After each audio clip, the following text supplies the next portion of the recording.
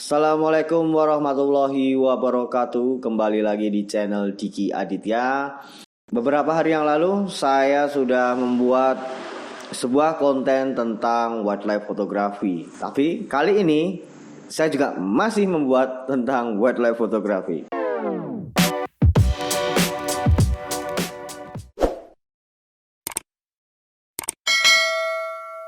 Kita membahas tentang alam liar. Alam liar yang seperti apa? Harus di hutankah?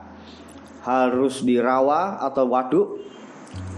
Karena saya bertempat tinggal di area kota Solo, kalau mau ke waduk juga membutuhkan waktu cukup nggak lama sih, 30 menit. Tapi saya lebih memilih yang sangat-sangat dekat, yaitu di area tengah kota. Sudah pasti di tengah kota pasti ada juga pepohonan yang rimbun. Di mana ada pohon pasti ada makhluknya. Walaupun itu makhluk gaib ataupun burung dan hewan lainnya. Jadi kalau kita memotret makhluk hidup, peradaban kota, peradaban manusia, dan di situ masih ada hewan liar, bisa disebut itu adalah urban wildlife. Benar-benar terkurung kita di rumah aja, kita mau cari makan, kerja aja kita kadang kalau seorang wirausaha kita sembunyi-sembunyi. Begitu pula kayak burung liar yang mencari makan sembunyi-sembunyi, tapi kalau ketangkep sama manusia juga dia akan di kandang. Nah, dimulai sejak itu seperti saya mencari sebuah kebebasan dalam berkarya. Tatkala ruang publik sudah ditutup, tempat wisata juga sudah ditutup, maka saya berlari di tempat yang sunyi. Dan tatkala saya di tempat yang sunyi, disitulah ada makhluk-makhluk lain dan banyak burung berterbangan dan banyak melihat kehidupan alam liar. Seperti halnya yang saya lihat tentang burung takur ini yang menjaga anaknya di sebuah sarang. Dia kerja cari makan. Setelah dapat makan, dia kembali ke sarang memberi makan untuk anaknya. Dan itu seperti cermin bagi saya. Di tempat kita berada di alam liar, pada akhirnya bisa merenung dan berpikir siapa kita dan kita harus bagaimana tentang memaknai sebuah hidup. Di tahun 2021 mungkin ya, sebenarnya di era-era 2019 akhir 2020 itu banyak sebuah brand kamera, salah satunya Canon, dia sudah mengeluarkan produknya yaitu EOS R6 dan EOS R5 yang mampu mendeteksi mata hewan dengan begitu detail dan begitu cepat. Dan beberapa merek kamera lainnya juga sudah mengeluarkan produk-produk terbaiknya. Di samping itu juga mereka juga mengeluarkan lensa-lensa yang spektakuler. Walaupun harganya juga spektakuler, saya butuh menabung cukup, mudah-mudahan cukup cepat atau saya mendapatkan keajaiban bisa membeli sebuah lensa yang saya harapkan, sehingga konten saya akan lebih lancar lagi. Saya bisa membuat konten setiap hari tentang wildlife fotografi. Bisa dikatakan sekarang adalah wildlife fotografi atau urban wildlife, karena akhir-akhir ini di beranda Facebook dan Instagram saya banyak teman-teman yang mengupload karyanya tentang wildlife fotografi, tentang alam liar dan apapun hewan itu. Percaya atau tidak, tatkala seorang fotografer, dan di Indonesia ini sangat banyak sekali memulai wildlife fotografi, sudah pasti banyak tempat-tempat, entah itu di pegunungan, di rawa atau di taman kota. Kemungkinan makhluk-makhluk seperti burung yang sering kita temui akan lebih terjaga dan tanpa kita sadari akan semakin banyak atau semakin berkembang, dan lebih mungkin kita kembali ke alam seperti zaman nenek moyang kita dulu. Walaupun di era yang lucu ini kita harus berhadapan dengan sebuah realita. Dengan adanya fotografi, kita mengabadikan secara serentak tentang keindahan alam yang ada di depan kita.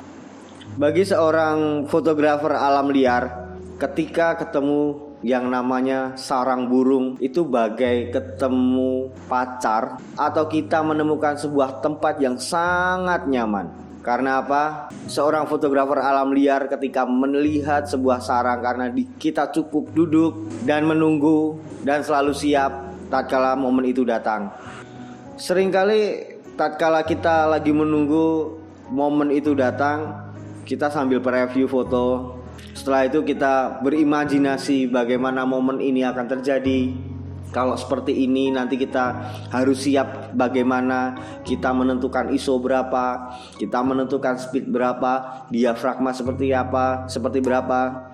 Bahkan lebih liar lagi kita membayangkan, misalkan foto yang saya punya ini, misalkan ada sebuah tupai atau ular atau makhluk predator lainnya yang ingin memangsa atau mencari makan di sarang burung itu, pasti ada sebuah pertarungan antara indukan burung itu dengan makhluk predator itu.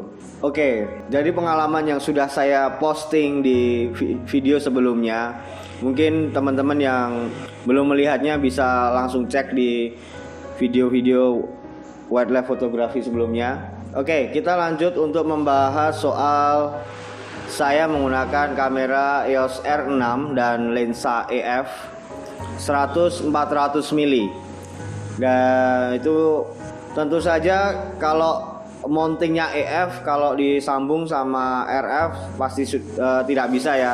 Jadi saya menggunakan konverternya milik Canon, karena kalau konverternya satu merek otomatis kualitasnya akan tetap terjaga. Dan bagusnya adalah walaupun saya menggunakan lensa EF, untuk kualitas fokus trackingnya tidak berkurang sama sekali, tetap cepat. Dan teman-teman harus tahu juga lensa EF 100-400 mili ini keluaran lama. Jadi itu lensa cukup tua, itu modelnya masih kokang. Apalagi lensa yang saya gunakan posisinya tidak stabil karena pengunciannya sudah rusak. Jadi saya hanya bisa menggunakan di focal length 400. Tapi kalau handheld, posisi handheld kayak gini masih aman, saya masih bisa kendalikan. Kalau saya pakai tripod, saya pastikan di 400 mili atau 100 mili. Lalu saya juga coba memakai teleconverter 2 kali. Jadi kalau 100-400 mili berarti kalau saya kasih teleconverter, jadi kan itu lensa menggunakan diafragma 4-5,6. Jadi kalau saya gunakan teleconverter itu bisa dikali 2. Jadi kalau saya menggunakan 400 mili sudah pasti ke diafragma 5,6. Dikalikan 2 berarti saya menggunakan f11. Saya kira pada waktu itu kemungkinan ini akan hasilnya kayak saya memakai lensa RF 800 mili. Ternyata tidak. Kualitasnya sangat buruk dan terlihat soft, tajamnya kurang, dan fokusnya sangat lambat. Itu yang saya rasakan menggunakan teleconverter. Lalu saya hanya bisa memaklumi saja karena itu juga saya posisinya menggunakan kamera EOS R6, itu mountingnya RF. Saya menggunakan konverter ditambah teleconverter baru masuk ke lensa. Jadi jarak sensor ke lensa ini juga sudah berlapis-lapis. Jadi wajar kalau kualitasnya berkurang. Tapi saya belum tahu juga tatkala saya bisa mencoba RF 400 mili f 2,8 atau RF 600 mili atau RF 600 mili diafragma 4. Pasti lebih wow lagi itu. Aku yakin lebih bagus lagi. Karena teleconverternya juga sudah bawaan dari mounting RF. Jangan bosan teman-teman, ini saya tetap membahas tentang burung takur karena ini benar-benar bisa saya explore karena saya mendapatkan burung takur ungkut-ungkut ini di tengah kota Solo. Nah, sekarang kita akan bahas hasil foto burung takur ungkut-ungkut ini yang sebelumnya saya sudah mendapatkan beberapa action tatkala dia terbang. Mulai dia datang ke sarangnya dan dia keluar sarang membawa kotoran. Alhamdulillah saya sudah punya, dan walaupun saya menggunakan ISO yang cukup tinggi, tapi besok saya akan mencoba lagi dengan ISO yang rendah sehingga foto itu akan lebih detailnya semakin terlihat. Oke, langsung aja kita langsung bahas tentang foto-foto yang sudah saya dapatkan.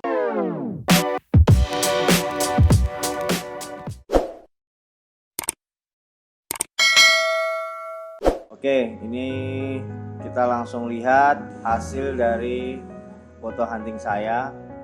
Oke, ya ini saya perlihat dia bawa nya bayi takur. Oke, ya. Jadi triknya adalah tatkala ini burung sudah mulai mau keluar, kayak gini, kita udah siap klik shutter. Nanti kita tunggu feelingnya. Biasanya kalau saya sudah ini di bagian dada burungnya.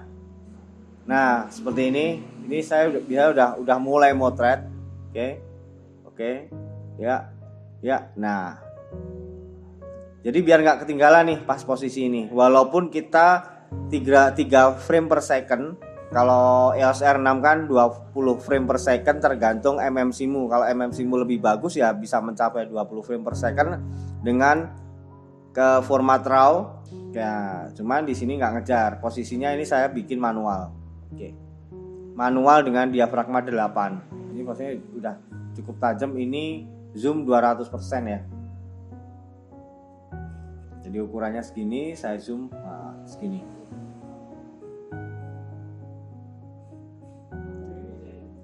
Oke, kita lanjut lagi, lihat. Nah, jadi enaknya kalau hunting bareng-bareng tuh ada ya minimal 2 sampai 3 orang. Itu misal ada salah satu yang lihat itu langsung ngabain. Oke, dia mau turun 1 2 3 yuk. Nah, ini udah hajar dulu. Nah, ini baru dapat. Nah, cuman posisinya fokusnya nggak dapet karena saya pakai manual fokus. Jadi kalau mau memotret dalam kondisi freeze, biasakan di speednya di atas 2000. Kalau 2000 masih ada agak goyang kayak gini lah. Ini udah agak. Kalau posisi, karena saya memang, kenapa saya dari angle kayak gini bisa dikatakan, oh kamu salah cari angle-nya di situ. Enggak juga, karena saya niatnya enggak cari yang freeze. Saya niatnya mau cari ini burung takurnya, anakan burung takurnya kelihatan. Nah, dia ini bawa biji. Oke, kita cek ISO-nya. Ini saya pakai ISO 16000. Nah, saya pakai ISO 16000 berarti kalau saya menggunakan ISO tinggi berarti saya mencari freeze, istilahnya freeze dengan kecepatan 2500 per second dengan diafragma 8. Walaupun ini saya pakai 5,6 ya ISO-nya bisa turun, cuman kenapa saya gunakan F8 biar lebih detailnya, biar lebih tajam lagi. Kayak gitu maksudnya. Oke.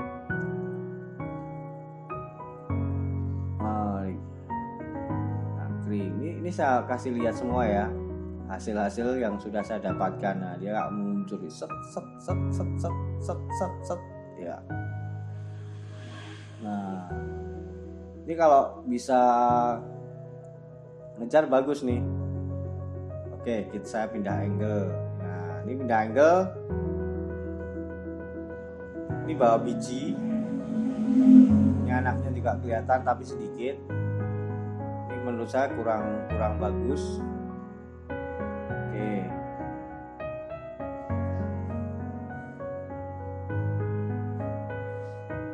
Nih dapat nangkring 2 nih. Cuman anaknya nggak kelihatan. Ini suami istri ya. Ini udah hijab kabul, udah sah nih. Saya ini iseng memotret burung pipit atau burung emprit di depan rumah. Dalam kondisi tidak siap saya menggunakan kamera 100-400 mili, EOS R6 dengan lensa 100-400 mili. Kondisinya udah fokus, saya auto fokus tracking. Nah, tatkala dalam suasananya terang, ini kayak gini nih. Serius, saya kira ini nggak fokus. Pas saat motret ternyata saya dapat fokusnya langsung dia ke mata. Jadi nggak kaleng-kaleng lah kalau EOS R ini dalam kondisi kayak gini. Fokusnya serem. Makan. Nah, ini udah keluar nih. Oh, cuman ini agak sick ya. Oke. Oh, nih.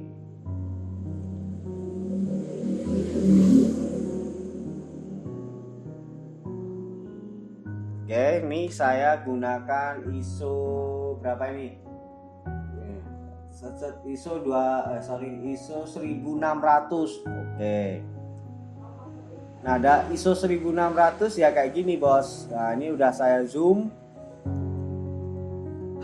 Ya ini bisa dikatakan 200% lah segini. Udah saya zoom segini. Ini kalau diedit udah balik halus lagi, lebih tajam lagi. Karena ini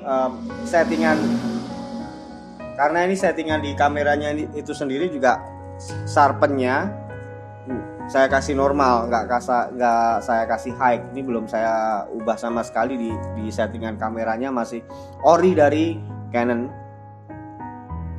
dari pabrikan. Oke.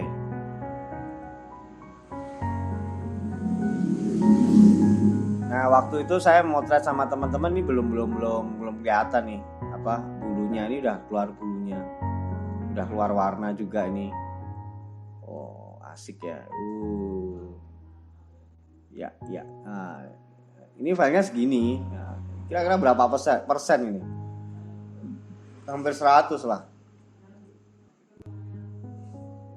100-200% lah ya. Oke, ini juga dapat lagi nih. Saya ganti angle posisinya.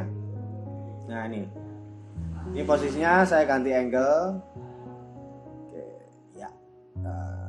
Ini mulutnya kelihatan. Ya, keluar dapat. Nah, walaupun ini shadow, saya nggak masalah karena saya menggunakan RAW. Jadi saya angkat nanti juga sangat terlihat lah, istilahnya bisa lebih detail kalau diedit lah ya. Nah, jadi nanti saya akan kasih lihat satu foto yang sudah saya edit dengan Photoshop. Teman-teman juga lagi motret ini di angle yang sama, tapi posisinya mereka cari yang posisi freeze. Kalau saya kan enggak, saya mau cari yang lagi makan, jadi seperti ikutan motret juga, cuman ya kayak gini motion nih. Oke. Nah, ini lebih agak bagus nih, kayak puntung rokok. Oke. Nah.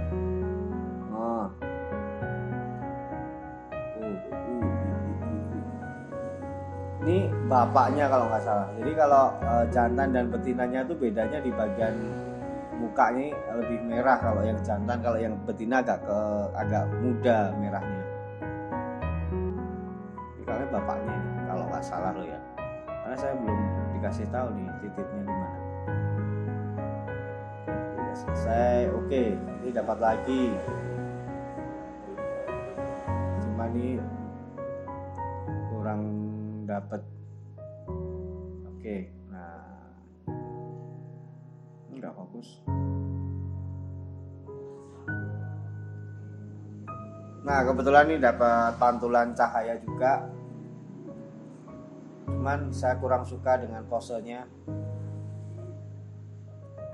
Nah, ini dari bawah.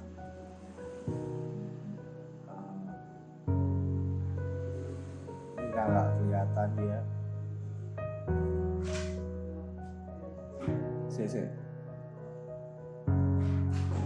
Oke, nah ini dia keluar. Nah, ini pantulannya agak keras, jadi cukup membantu dalam memotret nih.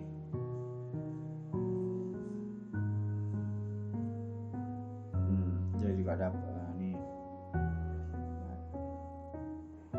Sama lagi nih. Nah, posnya sama lagi sampai sini. Jadi bagusnya itu kalau dia dari atas pasti dapat mekarnya. Nanti ada, cuma posisinya nggak fokus ya.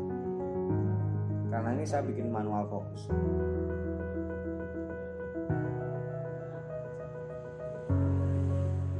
Oke.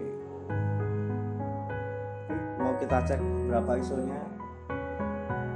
ISO 6400, speed 2500. Kayak gini. ISO 6400 masih mulus kayak gini. Antep gak sih?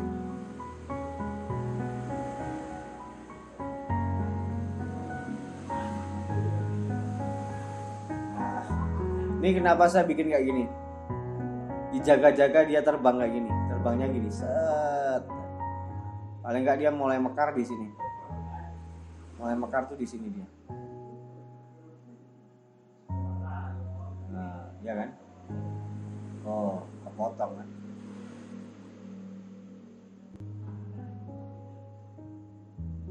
Nah nih, ini saya mau coba dengan angle yang berbeda. Dia pas turun.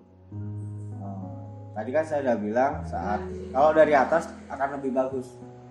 Nah posisinya tapi nggak fokusnya saya di sini, dia belum sampai di zona fokus saya. Nah cuman ya dapat yang pas ini ya lumayan lah, ada koleksi-koleksi terbaru lah. Jadi ini shadow belum tidak kena pantulan cahaya, tapi ini saya pakai RAW jadi aman, sangat aman. Nah ini kebetulan di waktu sore dapat spot.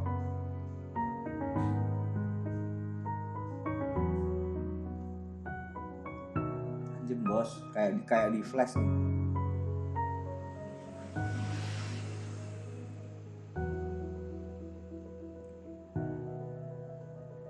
Oke. Saya mau kasih lihat ini hasil foto. Saya cek aja pakai teleconverter ya. Nah ini hasilnya kayak gini, agak soft.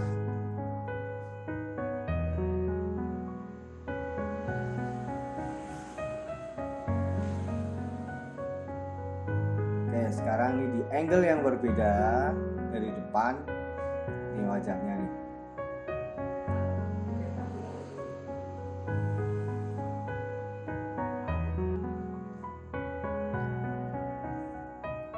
Oke, setelah tadi saya sudah kasih lihat foto yang saya punya,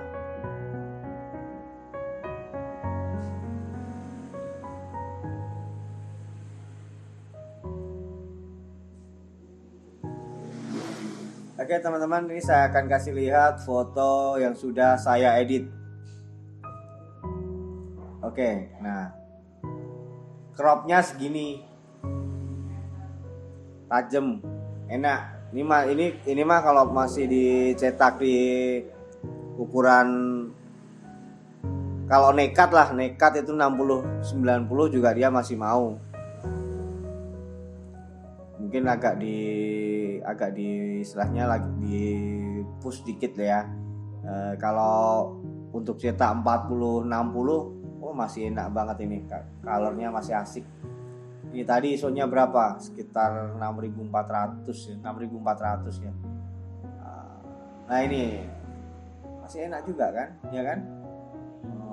Momennya dapet, walaupun di bagian ini sebenarnya tadi kan shadow kan. Oke, ini saya bermain-main dengan beberapa foto. Jadi ajaib kalau saya mendapatkan foto ini. Oke teman-teman, terima kasih sudah menonton video saya sampai selesai. Jangan lupa untuk like, share, dan komen. Dan jangan lupa juga untuk subscribe, karena subscribe itu gratis dan tidak mengganggu dalam beranda browsing Anda di YouTube. Akhir kata, wassalamualaikum warahmatullahi wabarakatuh. Salam motret.